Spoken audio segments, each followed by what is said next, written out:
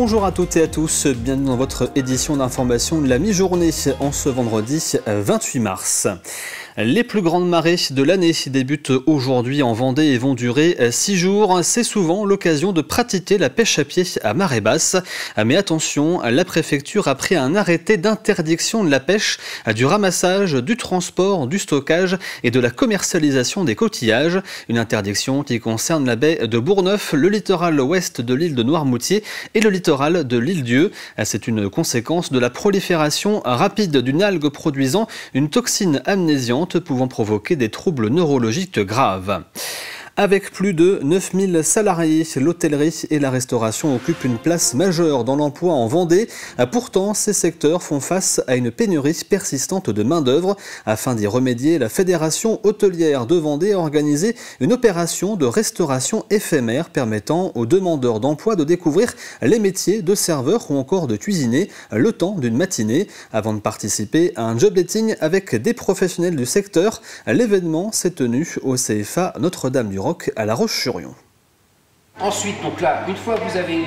Pour la vingtaine de demandeurs d'emploi présents à cette opération restaurant éphémère, l'objectif de la fin de journée est clairement affiché. Un recrutement, pouvoir, comme je vous l'ai expliqué, de pouvoir être vu par des recruteurs et du coup de pouvoir me faire recruter pour avoir un futur emploi dans la restauration. Cette matinée d'immersion en salle ou en cuisine est donc l'occasion pour ces volontaires de faire valoir leur motivation et leurs compétences pratiques. Le repas qui est préparé ce matin sera servi à l'heure du déjeuner aux recruteurs potentiels qui les recevront dans le cadre du job dating cet après-midi aussi sur le site. C'est une très bonne opportunité pour eux de pouvoir rencontrer des employeurs qui sont en recherche, qui vont venir les voir justement, assister peut-être en fin d'atelier et après avoir un échange avec eux au moment du déjeuner. Et du côté des recruteurs, pour qui trouver des personnes motivées se fait rare, ces ateliers pratiques permettent de dénicher de potentiels talents. Un métier qui est en tension avec des besoins en personnel et pas toujours simple de trouver des candidats.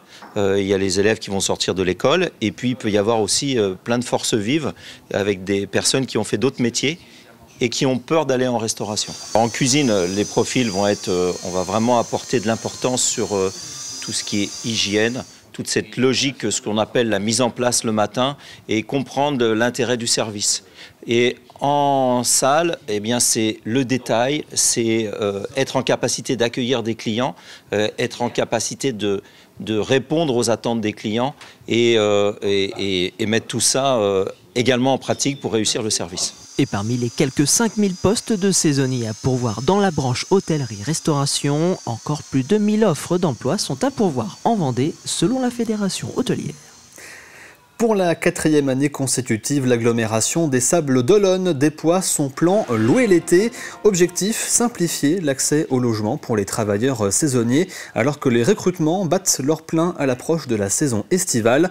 En collaboration avec l'agence immobilière sociale Solia, ce dispositif permet aux employeurs de louer directement des logements afin de les mettre à disposition de leurs saisonniers. Nous, on va s'occuper de tout en termes de gestion, on va tout faire. On va faire l'état des lieux, on va rédiger le bail, on est accompagné par une agence immobilière solidaire pour toutes les questions immobilières. Donc en fait, le propriétaire est sécurisé et il est complètement accompagné. Et l'employeur, l'avantage pour lui, c'est qu'il n'a rien à faire à part s'occuper du recrutement. Et uniquement du recrutement. S'il doit recruter un saisonnier hors Vendée, hors Sables d'Olonne surtout, il peut lui proposer un logement décent, conforme, meublé, tout équipé. Et ça permet de faciliter le recrutement et d'héberger les saisonniers dans de très bonnes conditions. Les élèves de terminale STMG du lycée Jeanne d'Arc de Montaigu ont mené un projet original à la vente de colis perdus. Accompagnés de leurs professeurs, ils ont structuré ce projet en se répartissant les tâches en plusieurs pôles, à comptabilité, commerce, administration ou encore communication, en cohérence avec leur formation. Une partie des bénéfices de cette vente sera reversée à Sport2Help, une association de jeunes sportifs qui ont pour projet la construction d'un château d'eau au Niger. 50 kilos de colis mystères proposés à l'entrée de cette grande surface. Quelques passants sortent leur porte-monnaie.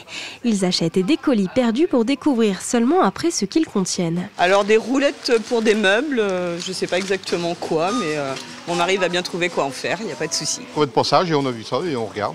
Il faut tomber sur le gros lot, sur le bon numéro. C'est rigolo. Ouais. Bon, quand c'est pour la bonne cause, ça va. Une bonne action pensée et portée par les 23 élèves de terminale STMG du lycée Jeanne d'Arc de Montaigu. Une partie des bénéfices des ventes seront versés à l'association Sport to Help. C'est une association de 8 sportifs qui font du sport et à travers leur sport, ils aident des enfants au Niger. Par exemple, ils vont mettre un château d'eau, enfin voilà, plein de petites actions humanitaires pour les enfants en Afrique. Charles est commercial, il a démarché au téléphone les grandes surfaces pour obtenir les autorisations. Sur la dizaine d'élèves mobilisés pour tenir le stand, chacun a un rôle particulier. Donc moi mon rôle c'est de gérer un peu toutes les équipes, donc on a l'équipe des commerciaux, des administratifs, la communication et la comptabilité et on s'occupe du coup de les gérer et on assure aussi le bon fonctionnement de notre projet. Donner une seconde vie aux colis perdus, voilà ce qui a motivé les terminales. Ils travaillent depuis plusieurs mois sur ce projet, encadré par leurs professeurs. Il faut savoir qu'on a fait beaucoup de préparation en début d'année afin de mettre en place les missions et un rétro-planning. Ensuite, il y a eu un temps un peu plus détente, on va dire, parce que c'était du roulement. Et là, fin d'année, par rapport à ces actions, ils tournent à 5 heures, 6 heures par semaine à travailler spécifiquement sur ce projet. Un projet qui prépare aussi leur orientation. Dès la rentrée prochaine, les élèves seront en études supérieures. Christophe Dubois, directeur des bibliothèques de Vendée et auteur de plusieurs ouvrages sur la Seconde Guerre mondiale, a publié un nouveau livre aux éditions du Centre vendéen de recherche historique. Intitulé « Les Juifs en Vendée », cet ouvrage retrace le parcours des familles juives ayant vécu dans le département, notamment durant l'occupation. Grâce au soutien de la population, nombre d'entre elles ont pu échapper à la déportation. Parmi ces familles, les Acriches ont contribué à ce travail de mémoire en mettant leurs archives personnelles à disposition de l'auteur. Nous en reparlerons dans nos prochaines éditions. Regardons votre météo de l'après-midi maintenant avec un mélange entre éclaircies, nuages, pluie et même des orages sur l'ensemble de la Vendée. Au niveau des températures, comptez entre 8 et 12 degrés. C'est la fin de cette édition. L'actualité revient à 18h avec le journal présenté par Aurélien Huard depuis le printemps du livre de Montaigu. Quant à moi, je vous souhaite un très bon après-midi sur TV Vendée, bien sûr.